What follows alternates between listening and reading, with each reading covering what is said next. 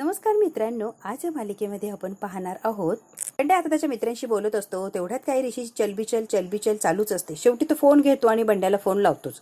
कमळीकडे दे ना, जरा कमळीशी बोलायचंय. बंड्या म्हणतो हो हो ऋषी भाऊ देतो. आता उभी असते. बंड्या कमळे कमळे करत आलेलाच असते. भाऊचं फोन आहे, बोलायचंय तुझ्या बरोबर. आता कमळी बोलायला लागलेली असते ऋषी सोबत. कमळे कशी आहेस तू, बरी आहेस का, रडली आहेस ना कमळी. कमळी म्हणते नाही मी ठीक आहे. त्यासाठी रडू, मी नाही रडत आहे. आणि बंड्या कमळी बोलतीये ना ते सगळं ऐकत असतात. अगदी समोर उभे राहिलेले असतात. बोलू नकोस, तू रडलीये, तुझ्या आवाजावरनं मला कळतंय. झालंय का कमळी, सांग बरं. अहो सर खरं सांगते, मी नाही रडलीये. सत्कार वगैरे होतं ते झालं का कमळी, खुश आहेस का तू. कमळी म्हणते होय. म्हणते ऋषी सर तुम्ही आता फोन करू नका, उगाच नयनतारा मॅडम चिडतील आणि तुमच्यावर रागवतील. अजिबात मला फोन करायची गरज नाहीये, नका फोन लावलाय ग ते. आईला हे आवडणार नाही, आईला ते आवडणार नाही, आईचं हे आईचं ते, सारखी आई आई आई. काय आईला घेऊन बसलीस ग कमळी. ऋषी आता फार चिडलेला असतो. काही मत ओपिनियन्स आहे की नाही, की मी लहान बाळ आहे ते गोष्ट सगळे येऊन मला सांगताय. मला स्वतःची काही मतं नाहीये का, मला काही कळतच नाहीये. सॉरी, मला तुझ्यावर चिडायचं नव्हतं कमळी. तुझी काळजी करणं मी थांबवू शकत नाहीये. तू किती पण मला दूर लोट, मी तुझा विचार केल्याशिवाय काय राहू शकत नाहीये. मला सांग मुंबईला कधी येणार आहेस. नाही ठरवलंय, ठरवल्यावर सांगीन मी. ठरवलं नाही म्हणजे काय ग, असं माझ्याशी तुटक तुटक का बोलते. माझ्याशी नीट बोलायचं नाही असं ठरवलंच आहे का तू. म्हणजे ठरवलं असेल तर सांगतं, असं काहीच नाहीये. कशाला तुम्ही टेन्शन घेता. ते मला एक काम आहे महत्वाचं, आपण नंतर बोलूया, आता फोन ठेवूया सर. कमळी ऐक ना मी काय म्हणतोय. कमळी कमळी करत असतो. कमळी काय ऐकायला तयार नसतो. कमळीने फोन बंद केलेला असतो. बंडी आणि निंगीला सांगतात इथे जे घडलंय ते ऋषी सरांना काहीच कळतं कामा नये. निंगी तुलाही सांगते आणि बंड्यात तुला पण सांगतोय मी, लक्षात ठेवायचा. ऋषी सरांना एक पण शब्द कळाला नाही पाहिजे.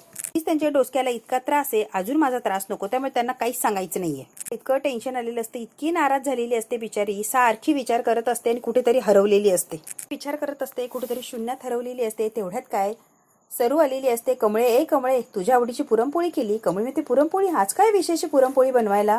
तो बघ कशी झाली, मग सांग. ते आवडली का. कमळी म्हणते होय खूप छान झाली. सांग की आज कशासाठी बनवली आहे. तो की तू आधी खाऊन तर घे, मग सांगतो काय विशेष आहे. उद्या तुला मी एक सत्य सांगणार आहे. मी तुला उद्या तुझ्या बाचं नाव सांगणार आहे. जबर असा धक्का बसतो की माझ्या बाचं नाव सांगणारी आई, आणि उद्या एवढा मोठा निर्णय तिने कसा घेतला. म्हणते तुला विचारलेलंच नाहीये, तू कशाला टेन्शन घेतीये. काहीच गरज वाटत नाही जाणून घ्यायची, तू कशाला टेन्शन घेते उगा. हाय कमळे, गरज नाही असं कसं म्हणतीये तू. मला आहे ना आता सगळं काही खरं खरं सांगायचंय. तुझ्यापासून काहीच लपवायचं नाहीये कमळी. तुला जाणून घ्यायचं असू किंवा नसू, मी तुझ्यापासून काहीच लपवणार नाही. सगळं तुला खरं खरं सांगून टाका. मोठी झाली आणि सगळ्या गोष्टी जाणून घ्यायचा पूर्ण अधिकार आहे, आणि तुझा अधिकार हक्क मी तुला देणार आहे. तुला सगळं काही उद्या सांगणार आहे. जे जे प्रश्न पडलेत ते सगळ्या प्रश्नांची उत्तर मी स्वतःहून तुला देणार आहे. पहिला विशेष वाटतं की आई सगळं मला का सांगते, आणि सरूने सुद्धा मन घट्ट केलेलं असतं. सगळ्या प्रश्नांची उत्तरं कमळीने न विचारता सगळ्या प्रश्नांची उत्तरं देऊन टाकणार असते. एवढी सुंदर आहे, एवढी गुणी ना तू, वाईट वाटू नये म्हणून समद गिळते बघ. सगळं स्वतःच्या मनात ठेवते, काहीच विचारत नाही. का तर मला वाईट वाटेल म्हणून. हो ना कमळी. म्हणते तुला प्रत्येक वेळेला वाईट वाटायचं, खूप सारे प्रश्न सुद्धा पडायचे, पण मला वाईट वाटेल म्हणून तू कधी बोलून दाखवलं नाही, किंवा कुठच्या प्रश्नाचं उत्तर विचारायला सुद्धा गेली नाही. सरू आता कमळीचे गुणगान गात असते, कारण कमळी खूप सहनशील असते. खूप काही समजदारपणे सगळं काही स्वतःच हे करत असते. सरू म्हणते आता तुझी ही जी घालमेल आहे ती बंद होणार आहे, आणि सगळ्या प्रश्नांची उत्तर मी स्वतः तुला देणार आहे. तरी सुद्धा कमळी काहीच विचारत नसते. आता नाही, मी सत्य लपवून ठेवू शकत नाहीये. तुला सत्य सगळं सांगणार म्हणजे सांगणार, अगदी काहीही झालं तरी. अंगणात बसलेले असतात दोघी मायली की पुरणपोळी भरवता भरवता सगळं काही सरू हे कमळीला सांगत असते. कमळी मात्र एकही प्रश्न विचारत नाही, शांतपणे पुरणपोळी खात असते आणि सरू जे बोलते ते ऐकून घेत असते. पण तुझा बा कोण आहे हे जाणून घ्यायचा अधिकार आहे की. तुला पण कळायला पाहिजे तुझा बा नेमकी कोण आहे, काय करतोय. वाटत नाही कमळी तुला. आई मला वाटलं होतं की माझा बा कोण आहे, काय आहे, मला जाणून घ्यायचा हक्क आहे. वाटलं जरा विचारावं, आणि दुपारी जरा वाईट पण वाटलं. पण नंतर मीच माझी समजूत काढली. मला सांगणं योग्य नसेल, किंवा जेव्हा योग्य वेळ येईल तेव्हा तूच सांगशील, मग मी कशाला वाईट वाटून घेऊ. मी स्वतःची समजूत काढली आणि विषय सोडून दिला. पोरांचं बा यायचं शाळेला सोडायला, तेव्हा तू असायची मला सोडायला घ्यायला. आपल्या गावची जत्रा असली की पोरं त्यांच्या बाला घेऊन चालायची, बाजवळ हट्ट करायची, हे पाहिजे ते पाहिजे. जास्त संग फिरायचं, हो की नाही. बा आणि माझा कधी संबंध झाला पडलो की रात्र रात्र तूच जागायची. आयुष्यात कधी काही कमी असं कधी जाणूच दिलं नाही. प्रत्येक वेळेला बा आणि आई दोघांचेही कर्तव्य तूच निभावत गेली. मला प्रश्न पडायचे, पण तू तुझ्या वागण्यातून सगळ्या प्रश्नांची उत्तरं देऊन टाकायची. आई आणि आबा तर झालीच, आणि आबा तसे माझ्याबरोबर होतेच, त्यामुळे वडिलांची कमतरता कधीच जाणवली नाही. एका व्यक्तीने दोन व्यक्तींची भूमिका निभावली, आणि आबा तर आजोबा मित्र सगळेच काही होते. त्यामुळे कधीच मला या गोष्टीची अशी प्रखरतेने जाणीव झालीच नाही की मला बा पाहिजे, माझा बा कोण आहे काय, कधीच मला जाणवत नव्हतं. डोळ्यात पाणी आणते आणि म्हणते कधीच वाटलं नाही मला, खरंच कधीच नाही. सरू म्हणते कमळी किती दिवस खऱ्यापासून पळायचंय, कधीतरी खरं आहे काय ते समोर आलंच पाहिजे ना. किती जरी खऱ्यापासून पळालो तरी ते आपल्या मागे मागे येतं, आणि एक दिवस समोरून उभा राहतं. त्यापेक्षा आपणच त्याला सामोरं जाऊ आणि खरं काय ते तुला सांगते की जे झालंय ना ते कायमच होत राहणार. जोपर्यंत तुझ्या बाचं नाव कळत नाही तोपर्यंत हा प्रसंग कायमच तुझ्या आयुष्यात घडणार. आज जे तुझ्याबरोबर झालंय ते परत व्हायला नको म्हणून तुझ्या बाचं नाव मी तुला सांगून टाकणार. तुला मी आधीच सांगून टाकायला पाहिजे होतं, खूप उशीर केलाय मी.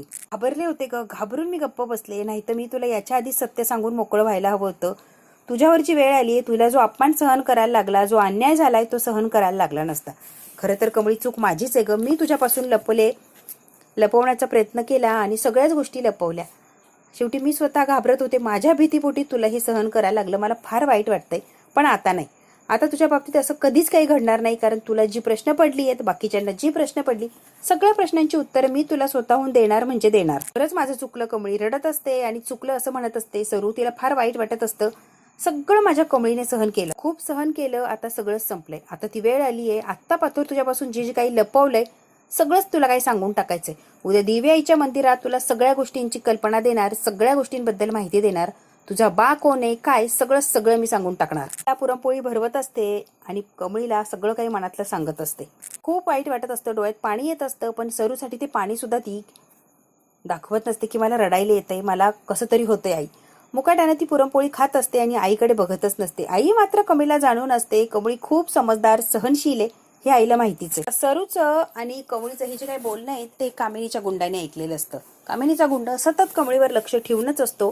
त्याने सगळं काही ऐकलेलं असतं आणि आता उद्या सरू कमळीला सगळं काही सत्य सांगणारे देवी आईच्या मंदिरात हे सुद्धा त्याला कळालेलं आहे.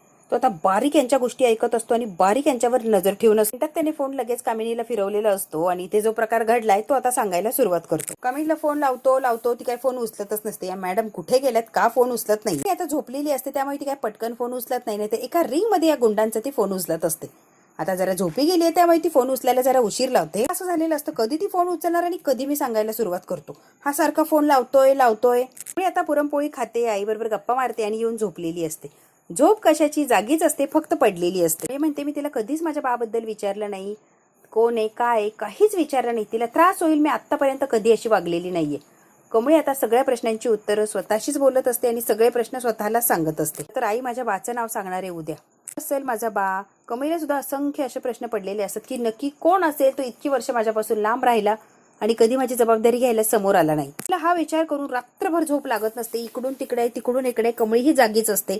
तिच्या डोळ्याला डोळा काय लागत नसतो. स्वतःलाच विचारते झोप काय येत नाहीये मला, का असं अस्वस्थ होतंय. तू आता झोपलेली असते आणि ती म्हणते की प्रत्येक वेळी मला भीती वाटत होती आणि त्या प्रश्नापासून मी कायमच लांब पळाले. सगळ्यांपासून त्याचं उत्तर मी लपवून ठेवलं, पण आता नाही. आता पळायचंही नाही आणि भीतीही वाटून घ्यायची नाही. तिला तिच्या बाचं नाव कळालं तर काय होणार. बाईला जर कळालं की कमळी राजाची पोरगी आहे तर ती बाई कमळीला मारून टाकायला पण मागं पुढं पाहणार नाही. म्हणून सगळ्या गोष्टी लपवल्या, पण आता नाही. आता मला काहीच लपवायचं नाहीये. त्या वेळा कामिनीने कमळीला आणि सरूला मारण्याचा प्रयत्न केलेला असतो की बस, आणि सारखं आता हे सरूला आठवत असतं. ती इतकी विषारी बाई आहे, ती माझ्या कमळीला मारून टाकणार म्हणजे टाकणार. बाईची भीती होती म्हणून मी सगळं लपवलं, पण आता नाही. जागीच असते, इकडून तिकडे कूस बदलत असते, पण तिला काही झोप येत नसते. आणि सरूची सुद्धा वेगळी काही अवस्था नसते, ती सुद्धा जागीच असते. कमळी मोठी झाली आहे, आता घाबरायचं कारणच नाहीये आणि सगळ्या प्रश्नांचं उत्तर सुद्धा तिला माहितीच पाहिजे. त्याचा सामना करायला तयार आहे ती. तिचे सगळं काही जे संकट येणार आहे त्याला ती नक्कीच सामोरं जाईल. विचार करता करता दोघी मायलेकींना अगदी पहाटे कुठे डोळा लागलेला असतो. रोहित असतो, तो क्लायंट काहीतरी बोलत असतो, क्लायंट विषयी मेल वगैरे काहीतरी चेक करा असं काहीतरी बोलत असतो. तो रोहित त्याच्या नादामध्ये असतो. त्याला बाकीच्यांची काही देणं घेणं नाहीये, फक्त स्वतःचा स्वार्थ साधायचा असतो. आता रोहितकडे रागाने बघत असतो, कारण रोहितने जबाबदारी घेतलेली असते. तू कमळीकडे चाललाय, माझ्या पद्धतीने मी आईला सांगेल. आणि रोहितने तसं काहीच केलेलं नसतं. उलट आईमध्ये आणि ऋषीमध्ये भांडण लावून दिलेलं असतं. ऋषी आता रोहितकडे रागाने बघतो आणि रोहितच्या समोर डायरेक्ट उभा राहतो, नजरेला नजर देऊन. काय रे ऋषी, काय झालं, काय रे, तोंड वर करून मला विचारतोय काय झालं, एवढी हिंमत कुठून येते रे तुझ्यामध्ये. हिंमतच कशी होती मला विचारायचं की काय झालंय म्हणून. ऋषी आता काय रोहितला घाबरत नसतो. म्हणाला होता मी सगळं मॅनेज करतो, आईशी बोलतो, कमळी विषयी सगळं सांगतो, सगळं हँडल करून घेईन म्हटलं होता ना. मग काय झालं रे, खोटं बोलला. काय खोटं बोललो रे, सगळं व्यवस्थित माझ्या पद्धतीने हँडल करत होतो. उगाच माझ्यावर आरोप लावू नको. आणि ही राधिका आहे ना मध्ये मध्ये मध्ये करायची सवयच तिला. मी लहान नाही आहे आणि मला फालतूची कारणं देऊ नको. तर येऊन मला सांगायचं माझे कान भरायची याची गरज नाही या, अजिबात तिचं नाव घेऊ नकोस. आहे ते क्लिअरली दिसतंय कोण कसं आहे आणि कोण कसं आहे. त्यामुळे आईचा गैरसमज झाला आणि तुझ्यामुळे ती चिडली मायावर एवढी. एक मिनिट ऋषी, उगा सगळं दोष मायावर लादू नको. खोटं मी नाही तर तू बोललायस हे मान्य कर. माझ्याशी आमच्या सगळ्यांचीच ऋषी तू खोटं बोललाय रे. म्हणाला होता जातो कमळीला भेटतो आणि परत येतो म्हणाला होता ना, आणि काय केलं तिकडे जाऊन तिकडेच राहून घेतलं. गरज होती रे तिकडे जाऊन थांबायची, तिथेच राहायची. तुझं थांबला नसतं ते हे होतच नव्हतं. एका दिवसात जर माघारी आला असता तर काहीच प्रॉब्लेम होत नव्हते, पण नाही. त्या शेतात राबत होता, सांग की तिकडे काय करत होता, मला स्वप्न पडणार होतं का? तिथे काय करत होता हा मुद्दाच नाहीये. मुद्द्यावरून भरकटू नकोस. आता रोहितला चांगलंच कोंडीत पकडलेलं असतं आणि त्याला काय सुटू देत नसतो ऋषी. प्रत्येक शब्दाला त्याला आडवं पडत असतो. तिथे काय केलंस ना, हा मुद्दा आहे आणि त्या मुद्द्यावरच आपण बोलूया. तिला खरं सांगितलं असतं तर तिने जाऊ दिलं असतं का? नाही ना. मग तिथे कसा पोहोचला असता? तुला सिक्युअर करण्यासाठी मी हे खोटं बोललो. बरं आहे, माझ्याकडून काम करून घेतलं, वेळ साधून घेतली आणि वर येऊन मलाच प्रश्न विचारतोय की मी असं का वागलो. वा ऋषी, तुझ्याकडून ही अपेक्षा नव्हती.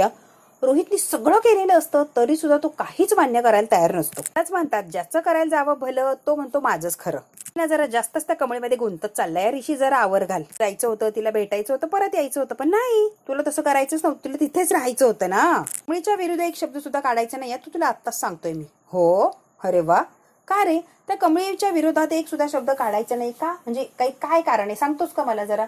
मी कमळीच्या विरोधात एकही शब्द बोलवू शकतच नाही असं का म्हणणं आहे तुझं? सांग रे ऋषी. मी म्हणतो फार स्पेशल आहे का ती, म्हणजे काहीतरी वेगळी आहे का तुझ्यासाठी ती? काम ती बघेल, तुझं तू काम बघ. आता रोहित विनाकारण यांच्यामध्ये इंटरफेअर करत असतो. स्वतः चूक केलेली असती, स्वतः घोड चूक केलेली असती खरं तर, आणि सगळ्या याच्यावर पांघरून घालून ऋषीला ब्लेम करत असतो. असं वाटत असतं याच्या कानाखाली ठेवून देऊ की काय, पण मर्यादा असते, मोठा भाऊ असतो त्यामुळे ऋषी खूप कंट्रोल करत असतो. ऋषी बोलण्यात काही अर्थच नाहीये रे, आणि मी चुकीच्या व्यक्तीबरोबर विश्वास ठेवला हा माझी चूक आहे. ऋषी आता राग तिथून चाललेला असतो. त्यावर काडी मात्र परिणाम होत नाही. एक नंबरचा निर्लज्ज आणि स्वार्थी असा माणूस असतो, त्याच्यावर काहीच परिणाम होत नाही. ऋषी एवढा तळतळलेला असतो त्याला काहीच वाटत नाही. हसत असतो आणि म्हणतो ऋषी वा वा वा वा, आता कितीही काय झालं तरी आई तुझ्यावर काही विश्वास ठेवत नसते. तो असाच बोंबलत बस, आई तुला कधी विश्वास ठेवणार नाही आणि कुठलं काम जबाबदारीने देणार सुद्धा नाही. आता कामिनीला फोन आलेला असतो. कामिनी नाश्त्यासाठी बसलेलीच असते, तेवढ्यात काय फोन वाजतो तिचा. हॅलो हॅलो बोला. अहो मॅडम ऐका की, खूप मोठी गडबड झालीये मॅडम. कामिनी म्हणते काय गडबड झाली रे, बोल पटकन. रात्री किती फोन लावले, एक सुद्धा फोन उचलला नाही. काय मॅडम, काहीतरी महत्वाचं होतं म्हणून ते एवढे फोन लावले ना. झोपले होते, फोन नाही उचलला. बोल आता पुढे काय? रोज आणि कमळीचं बोलणं ऐकलं आणि फार महत्वाचं होतं म्हणून तुम्हाला फोन करावा असा वाटला. अरे काय बोलणं ऐकलं सांग की. रोज म्हणत होती कमळीचं संपूर्ण सत्य गावाच्या देवळात सांगणारे तेही आजच. ते काय? हो, तिच्या बापाचं सुद्धा नाव सांगणारे ती आज देवी आईच्या मंदिरात. धक्काच बसलेला असतो की ही सरू कमळीला सगळं सत्य सांगणार म्हटल्यावर अवघड आहे. कामिनी आता चिडलेली असती. कामिनी म्हणते काय रे सांगतोय? होय मॅडम, कालपासून 1000 फोन लावले, तुम्हीच फोन उचलला नाही, त्याला मी काय करू? असं काय करताय मॅडम? चुकलं, मी फोन उचलला नाही, मान्य करते. ते काय ऐकलंय ना ते स्वतःच्या कानाने ऐकले का? हो मॅडम, स्वतःच्या कानानेच ऐकले मी. गावाला जमा करणारे अख्खे गाव तिकडे हजर होणार आहे आणि सगळ्या गावाच्या समोर ही सरू कमळीच्या बापाचं नाव सांगणार आहे. काय? हो, अख्ख्या गावाच्या समोर मंदिरामध्ये सांगणार आहे कमळीच्या बापाचं नाव. कमळीपासून जे काही सत्य लपवलंय ते आज सगळ्यांच्या समोर शेवटी सांगूनच टाकणार आहे. ते कामिनी म्हणत असते इतकी वर्ष ही गौरी मला घाबरून होती, काहीच सांगत नव्हती, कोणाच्या समोर येत नव्हती. अचानक असं काय घडलं की अख्ख्या गावाला बोलून सत्य सांगायला निघाली? या गौरीकडे एवढी हिंमत कुठून आली? आता कामिनीलाही प्रश्न पडलाय. ती भीती वाटून उपयोगाची नाही, काहीतरी करायला लागणार म्हणजे लागणारच. दणका दिला पाहिजे नि हिला की बस.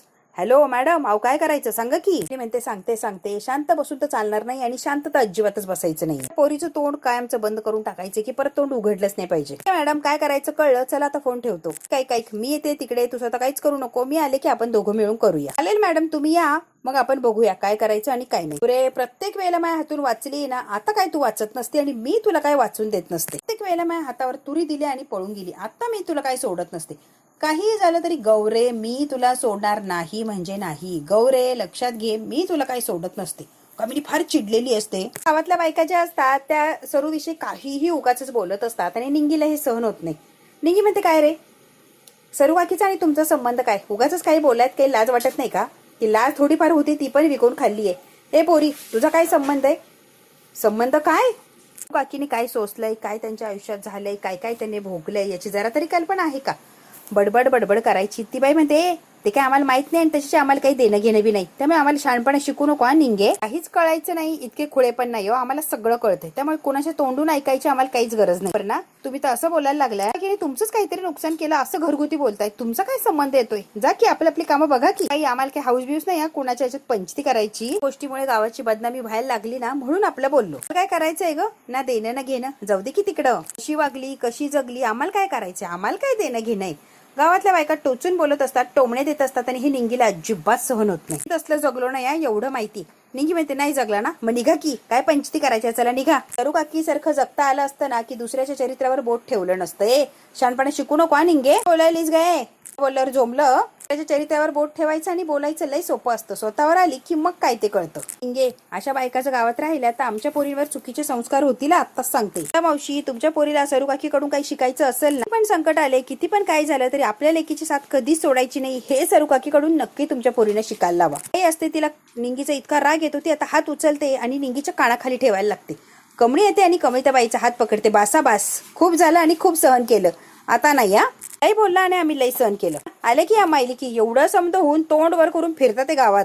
बाई असते ती म्हणते इतकी वर्ष झाले तरी सुद्धा हिच्या बापाचं नाव माहित नाही. खरंच आश्चर्याचीच गोष्ट आहे का सरे, तुका लपून ठेवलं हिच्या बाचं नाव. सगळे दुसरं कोणी असतं तर गावात तोंड वर करून फिरलं बी नसतं, पण तू मात्र बाई काय निर्लज्ज. त्या सगळ्या बायकांच्या विचारांची क्यू येते क्यू. इतके घाणेरडे विचार आहेत तुमचे. खरं काय खोटं काहीच माहित नाही तरी सुद्धा एवढ्या बोलायला जराही लाजा वाटत नाही का त्या माणसाची. आणि शिक्षा कोणाला द्यायची माझ्या आईला. दुसरी बाई म्हणते कमळे तू आम्हाला अक्कल शिकवायची नाही, तुझं शहाणपण तुझ्या जवळच ठेव. ही म्हणून बोलत नाही मी, पण एक बाई आहे ना म्हणून बोलतीये मी. तुम्ही असता बाई तर नक्कीच तुम्हाला कळालं असतं वेदना. सरूला पुढे केलेलं असतं कमळी नाही आणि त्या बायकांना म्हणते बघा हिच्याकडे.